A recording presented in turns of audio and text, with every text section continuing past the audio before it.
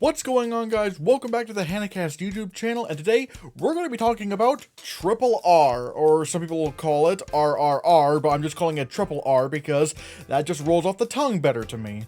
This is a film set in 1920 when the British were invading India and trying to colonize it. But however, we have two main characters named Komaram Bhim and Alluri Sitarama Raju. I'm pretty sure I butchered those names entirely, who are apparently real people that did exist as far as I can tell, but however, it's sort of like a tall tale, as if you were. Like, these people were actually people in existence, but this story is probably anything but realistic. Sort of like how America has John Henry, where, yeah, he was a real guy, but the stories that are said about him, like, you know, being able to lift a house when he was a child, that's a little bit stretching the imagination, but it's done to sort of, like I said, be a tall tale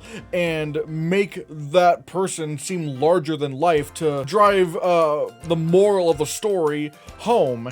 And that's what RRR does. And like I said, this movie's crazy. Like, it's a musical, it's a action film, it's a revenge film, it's a best buddies film, it's a romantic comedy.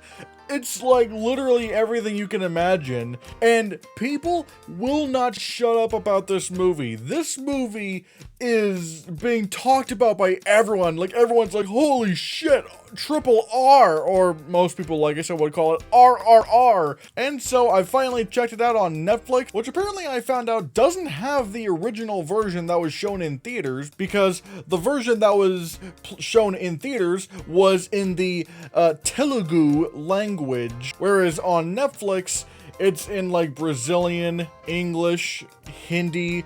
I chose Hindi because it's the best I could find, although there's a surprising amount of English as well, considering, like I said, it's also about the British colonizing India. Like I said, I did check it out on Netflix, and I will say, for the most part, like, I was thinking, this is probably the second best movie of the year behind The Batman. Yeah, it is really crazy. Like, it does have these crazy dance sequences, and it does have some great action, and like I said, some romantic comedy stuff in there. There's, again, it's a whole bunch of genres melding into one, but it works for the most part. Like, the performances are all really good. Even the effects are a lot of fun as well. I'm really wondering if the, you know, visual effects branch of the Academy is going to take notice of this. I'm not saying I would or wouldn't put it in there for visual effects, but could it make the shortlist? Maybe, if, like, you know, the studio that made this film really pushes forward with this. Like, if they, you know, go, you know what, Americans love this movie, so we're just gonna, like, really campaign this for the Oscars. And yeah, like I said, this was probably the second best movie of the year,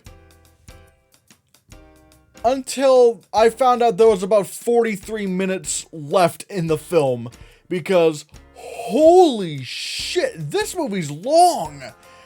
And I didn't mind for the most part, because, you know, it was going along at a very brisk pace. And not even saying the last 43 minutes are bad. No, it has some great action, and you do get another, you know, song and dance number. However, I do think if you cut out the last 43 minutes, I thought, like, it had a very strong, perfect ending. But like I said, it does go on for 43 more minutes. And like I said, it's good, but I feel like it does make the film drag a bit. I feel like the most important thing for a movie, I believe, is its pacing. You gotta have a strong pace to it. And when you have something that feels like a great ending, and I'm not going to give away any spoilers, but all I will say is that someone's on a boat, like, doing this, and it feels like this really grand ending. Just for it to continue for another 43 minutes, it feels a bit anticlimactic. And so this isn't in my, you know, top 2 movies of the year. I'm not even sure if I would say it's one of my favorite films of the year. Because, like I said, that last 43 minutes does drag the film down a bit. But that's not to say it's a bad movie. It's still a pretty damn good movie. Like I said, there's some great action, some great effects. The music is honestly fantastic. And not just like the song sequences, but just the music score in general is really good, really drives the film.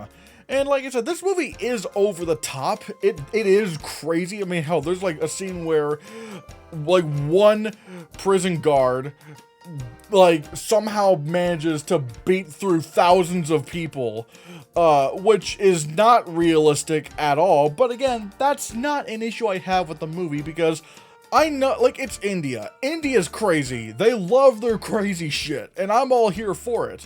Like I said, it is just that one issue I have where the movie drags on for another 43 minutes, where I feel like if that movie ended at a certain point, it would have still had the same overall effect and overall the same message. And really, like, the only thing that the ending of the movie does is that it ties up a few loose ends, sort of, but I feel like you get the overall gist of the film at that certain point before it goes on for another 43 minutes. So, like I said, I like this movie. It's pretty good. It's a bit too long. I would have shaved down that last 43 minutes, but I would recommend it. And like I said, apparently a lot of people have been seeing this movie because it is one of India's most successful films ever. And, yeah, so what did you think of RRR? Let me know in the comments below what you think. Thank you so much for watching. Give this video a like, share the video so that we can appease the algorithm gods, and if you want to see more, click this.